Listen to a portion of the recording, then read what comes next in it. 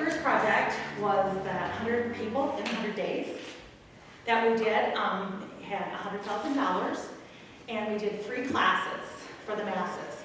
Businesses sent employees, workforce development sent us candidates, and everybody was in the same room. We did some virtual, we did some hands-on at that time as well. We had classes scheduled through February, because that was allowable. We didn't do any classes past January 15th because all the money was gone, which we like, right? Yeah. So that was good. The report at the end, we trained 238 individuals. That's awesome. 29 classes. I kept emailing Kathy like, hey, if there's anybody left over, we could use them. So I kept her updated, so we had lots of exchanges. It was just a lot of fun. And that was through the Employer Innovation Fund, is Yeah, that right? that's our first Employer Innovation Fund, yeah. Okay. We exceeded our grant dollars, and we had businesses in the area that put in the rest of the money, so we got $17,000 plus in private donations to get that training done, whether they were their employees or somebody else's, so that was great leveraged funds that came in at the end. Tuition for those classes ranged from $89. We had communications classes, which were, very, very popular, up to the $25.59 was the highest tuition, and that was for an 8-day immersion in for our commercial applicator program. Oh, okay. So we had 16 in that class, so that was great. Safe use of chemicals, there's a math component that no one likes to do, but then you figure out the relativism. And so that's one of their favorites when they're done, not always. And then at the beginning, team building, those kinds of things, communication with that as well. That was our most expensive program that we did. The average tuition across all 29 classes was $513. We did drone certification. We did industrial maintenance 1 and 2. We did electrical classes. We just had a variety of lots of different topics to see how that was going to go. That $100,000 infusion has paid off huge dividends. Our continuing ed classes, contract training classes, have been busier than they ever have been in months through the pandemic. Yeah. Everybody else is saying, we're still working at home. I'm like, well, we can't work from home. We're busy. We got a lot going on. Yeah, we're not going home. So that was great. Then our second project that we're in the middle of right now, we got a second Employer Innovation Grant. Yeah. That was the match, $50,000 in grant funds and $50,000 in match. Oh, yeah, okay. The Scholarship Foundation came up with the match because it was for tuition, and we have 19 people in kind of a fast track, HR track for human resources, because there's a lot of human resource individuals say, I'm going to find something else maybe a little less stressful, maybe I'll come back and what, maybe not, but so human resource, we have 11 in that track and 8, I believe, in the accounting track, which is that intro to the certification process. Okay. To be Society of Human Resource Management certified, you have to work 3 years. Well, if we don't get them on the track, seeing what the goal is, we'll never get them there. Right. We've got people that could test that just never have because they didn't see the value in that credential. So that's helped get the word out about the credentialing process. Yeah. And we've got 11 that are on the track. They will stay with us, I'm absolutely convinced, to do some additional training along the way. The processes, the policies, they'll be so much stronger at their organizations that they work at. I think their employers will see the benefit of that. And I think we'll see more kind of join that intro track to work all the way through. We have an accounting track, which is intro to, and help prepare them for the bookkeeping certification immersion for that test. Same way, you have to start somewhere, so this is level 1. They have an intro to accounting, intro to cost accounting, and then we do financial statements and ratios along with payroll. Payroll and business correspondence are the 2 classes that everybody takes in that group. Okay.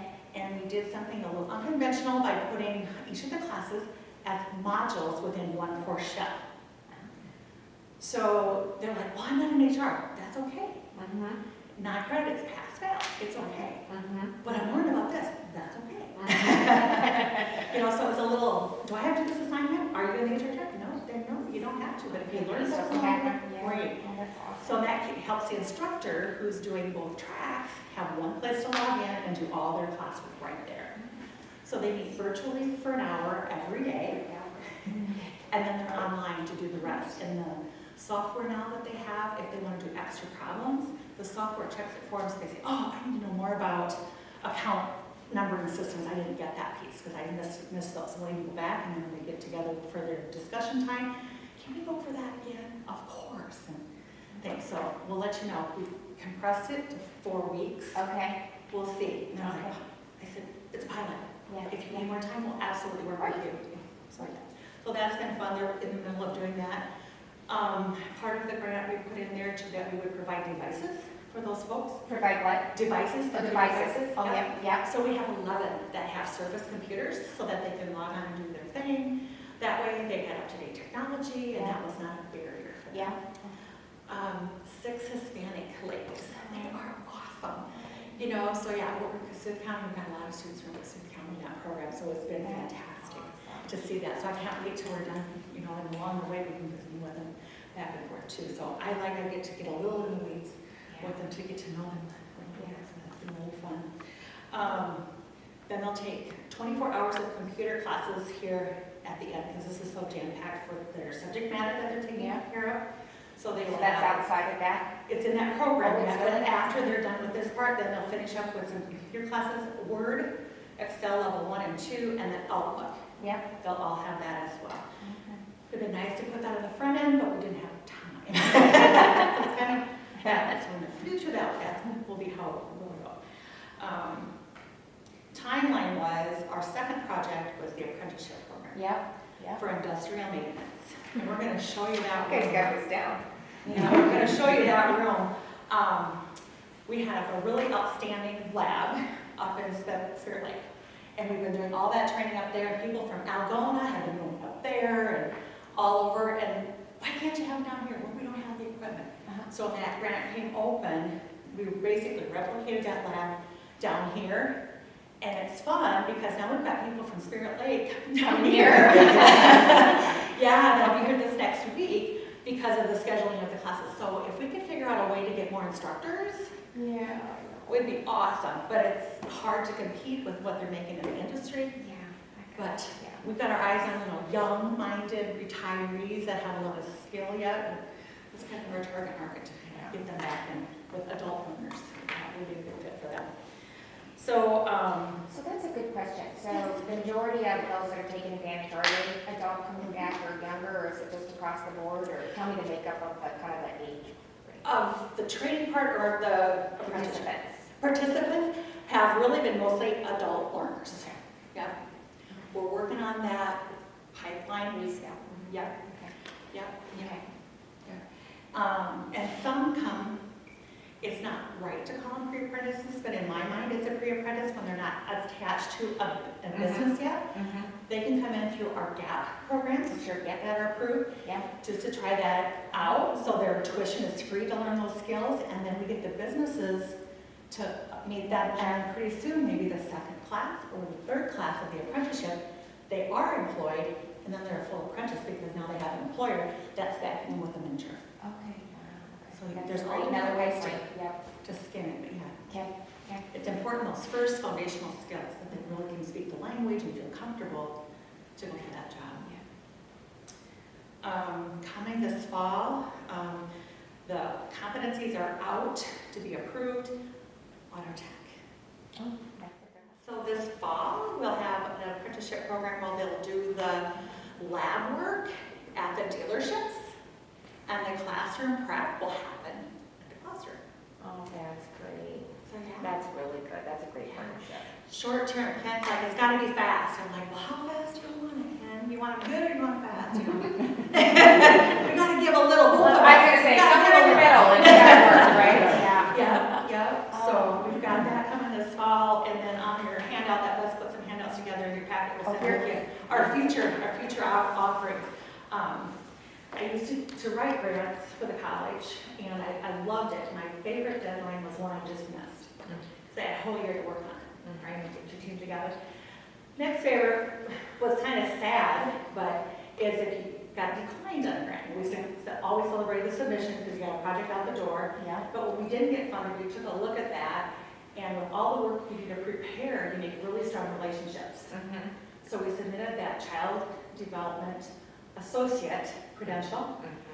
that didn't get funded, but our good friends at Child Care Resource and Recovery are continuing the conversations, and I know we will have a short-term program put together for dual credit. We're working with Carrie Hamby, High School Partnerships, to get that moved out the door so that students that are interested in childcare, owning their own daycare center, will be informed and know what's expected of them and what their clients will expect of them. Yeah, I think there's going to be quite a bit of funding to help with that too going forward. So, you know, the Child Care Task Force is going to release some of their recommendations, and Kelly's looking at stuff, and workforce again, and opportunities is a good piece of that. So we just continue to stay connected with all that you are. I think there's some real opportunity going forward with that. So we looked at the need, we looked at the data, and the businesses that we've contacted do that extra internship piece, do that practical piece, all on board in a lot of different scenarios, different kinds of daycare that's being provided. So that's what does for our students to really get a good feel for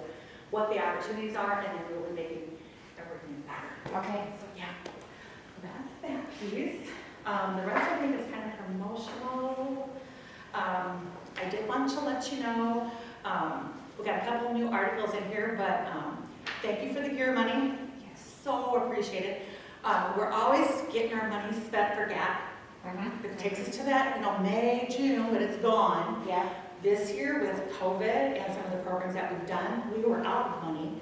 So we've got that great process where we kind of reallocate late in the year, so we were able to get some additional funds for that.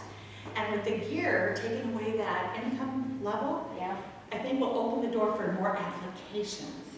Okay. Sometimes you see something, take this program for free if you meet income guidelines. Well, if there's a certain number of people that don't even look at that because I feed my family, we pay our bills, I don't need financial assistance. I think by just having both pots of money, we'll be able to serve anybody at any place, fill out the one application. Well, it's a funding mechanism. We'll fund you with this, we'll fund these three with that.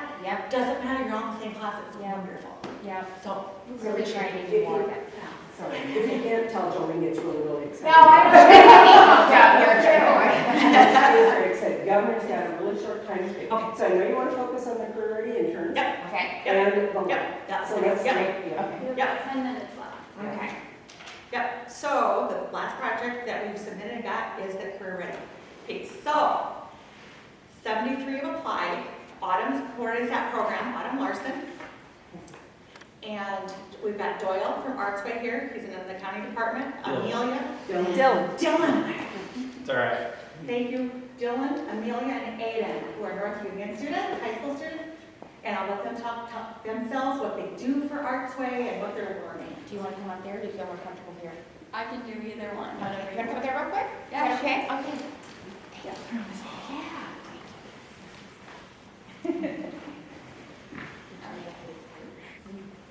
How about Dylan? Support. All right. Take solo again. Okay.